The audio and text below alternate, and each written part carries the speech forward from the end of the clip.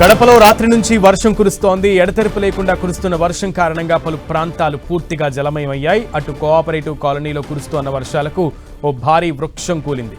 ఆ కూలిన చెట్టు పక్కనే ఉన్న ట్రాన్స్ఫార్మర్పై పడడంతో విద్యుత్కు తీవ్ర అంతరాయం ఏర్పడింది. విద్యుత్ తీగలు తెగిపోయి నేలపై పడ్డాయి. దీంతో వెంటనే అప్రమత్తమైన విద్యుత్ అధికారులు విద్యుత్ సరఫరాను వెంటనే నిలిపేశారు. అటు వెంటనే అక్కడికి చేరుకున్న విద్యుత్ సిబ్బంది రోడ్డుపై నేల కొరిగిన చెట్టును తొలగించి విద్యుత్ పునరుద్ధరణ పనులు చేపట్టారు.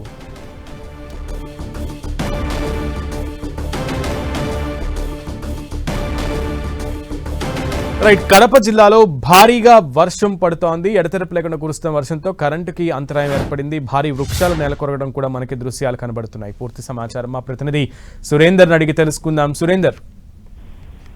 సునీల్, బంగాళాఖాతంలో ఏర్పడినటువంటి అల్పపీడనం కారణంగా నిన్న రాత్రి నుంచి భారీ వర్షం పడుతూ ఉంది కడప జిల్లా వ్యాప్తంగా. ప్రస్తుతం మనం 10 విజువల్స్ లో చూపించే విజువల్ కోఆపరేటివ్ కాలనీలో ఒక పెద్ద చెట్టు అయితే ఒక్కసారిగా కింద పడింది. ఆ కింద పడడంతో ఆ చుట్టుపక్కల ఉన్నటువంటి విద్యుత్ అంతా కూడా ఆగిపోయి ఆ తీగలన్నీ కూడా చెట్టు చుట్టూ ఇరుక్కుపోయాయి. దాన్ని తీసే క్రమం అయితే ప్రస్తుతం కొనసాగుతోంది.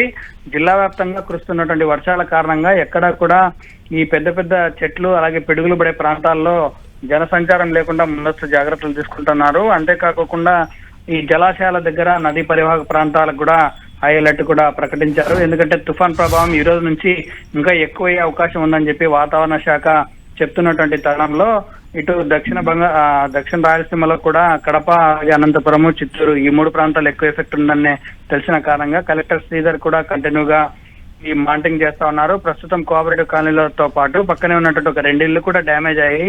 దానిని కూడా ఆ విద్యుత్ అంతరాయం ఒకసారిగా ఆపేసి ఆ చుట్టుపక్కల ఉన్నటువంటి ప్రాంతాన్ని అంతా కూడా సెటరేట్ చేసే క్రమం అయితే కొనసాగుతుంది. వర్షం మరో 2 రోజుల పాటు పడే అవకాశం ఉంది కాబట్టి అన్ని జాగ్రత్తలు తీసుకోవాలని చెప్పి అధికారులకు ఆదేశాలు కూడా జారీ చేసినట్టుగా తెలుస్తుంది. సురేంద్ర, అయితే ముఖ్యంగా జిల్లాలో ఉన్నటువంటి ప్రజలందరికీ ఎటువంటి హెచ్చరికలు వెళ్ళాయి? అలాగే సూచనప్రాయంగా ప్రజలందరికీ ఒక అవగాహన కార్యక్రమం లాంటిది నిర్వహించారా?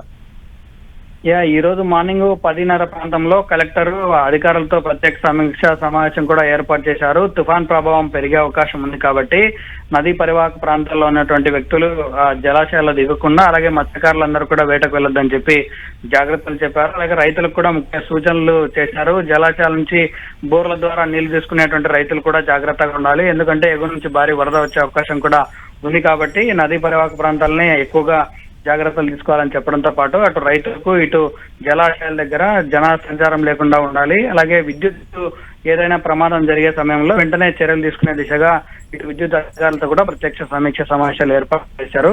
మొత్తం ఈ తుఫాను రేపు ఎల్లుండి కూడా పెరిగే అవకాశం ఉంది కాబట్టి అన్ని జాగ్రత్తలు ఇటు ప్రభుత్వ యంత్రాంగం తీసుకుందనే చెప్పుకోవచ్చు. Sunil. Okay Surendra, thank you.